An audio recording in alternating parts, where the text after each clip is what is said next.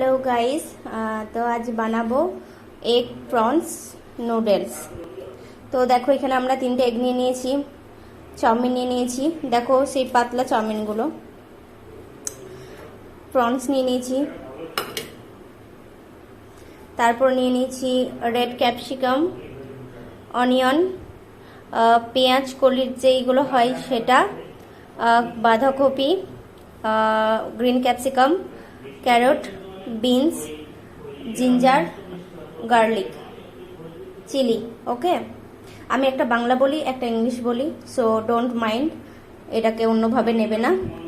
আমি চাউমিনের জন্য জলটা গরম করে নিয়েছি। দেখো এবার আমি গরম জলে চাউমিনগুলো দিয়ে দিচ্ছি। এরপরে আমি একটু সাদা তেল দিয়ে দিচ্ছি যাতে গায়ে গায়ে না লেগে যায়। তো এরপরে আমরা জলটা গেলে ফেলে দিচ্ছি, তারপরে একটু ঠান্ডা জল দিয়ে ধুয়ে নেব। দেখো এরপর একটু ঠান্ডা জল দিয়ে দিলাম, তাহলে গায়ে গায়ে লাগবে না, মানে ঘেঁটা ঘেঁটা হবে না। দেখো জল গেলে ফেলে দিয়ে আমরা এখানে রেখে দিয়েছি। এবার কড়াইতে তেল দেব। দেখো কড়াইতে তেল দিলাম। এরপরে আমরা ডিমটাকে একটু ফাটিয়ে নেব, তারপরে তেলে দিয়ে দেব। তেলে দিয়ে দিলাম ডিমটা। দেখো ডিমগুলো এরকম ভাবে ছোট ছোট করে কেটে নেবে, খুব ছোট করবে না, এরকম করে চারকোনা চারকোনা করে কেটে নেবে, তার মুখের মধ্যে পড়বে, ভালো লাগবে। ডিমের পিসগুলো এরকম এরকম করবে, আরো বড় করলে আরো ভালো। এরপরে কড়াইয়ে আবার তেল দিয়ে দিচ্ছি, সাদা তেল ইউজ করবে। এরপরে আমরা আদা রসুন লঙ্কা দিয়ে দেব।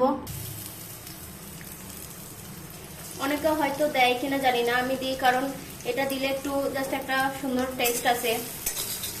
তোমরা জানো, কারণ সব তরকারিতে মানে তরকারিতে বা ছেঁচড়াতে রসুনের ফোড়ন দিলে একটা টেস্ট আসে। তো তোমরা এটা ট্রাই করবে, দেখবে ভালো লাগবে। এরপরে গাজর আর বিনস দিয়ে দিলাম। এরপরে আমরা গ্রিন ক্যাপসিকামটা দিয়ে দিলাম। এরপরে আমরা পেঁয়াজটা দিয়ে দেবো। এরপরে আমরা বাঁধাকপি দিয়ে দিলাম। এরপরে আমরা হালকা করে একটু নুন দিয়ে দিলাম। আমি রেড বেল পেপার দিয়ে দিলাম, ক্যাপসিকাম যাই হোক, অনেকে অনেক রকম বলে। এরপরে আমরা ব্ল্যাক পেপার দিয়ে দিলাম, গোলমরিচ। এটাকে আমরা ঢাকা দেবো না, কিন্তু এরকম ভাবে হালকা তেলে এরকম করে নাড়তে থাকবো, এতেই সেদ্ধ হবে। এরপরে একটু ম্যাগি মশলা দিয়ে দিলাম অল্প করে। এরপরে আমরা পেঁয়াজ কলি দিয়ে দিলাম, স্প্রিং অনিয়নও বলে। এরপর আমরা একটু হানি দিয়ে দিলাম, তোমরা চিনি দিতেই পারো, আমি চিনিটা একটু অ্যাভয়েড করি, সো হানিটাই সব কিছুতে ইউজ করি। এরপরে আমরা চিংড়ি দিয়ে দেবো।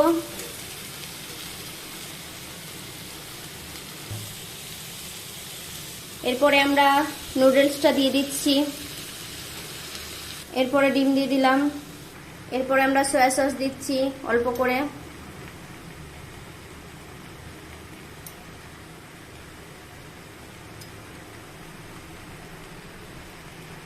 এরপরে আমরা একটু টমেটো সস দিয়ে দিচ্ছি। এরপরে আমরা একটু সেজওয়ান সস দিয়ে দিচ্ছি। এগুলো দিলে আর কি একটু টেস্ট বাড়ে। এটা খুব সুন্দরভাবে নাড়তে হবে যেন ভেঙে না যায়, ঘেটে ঘেটে না যায়।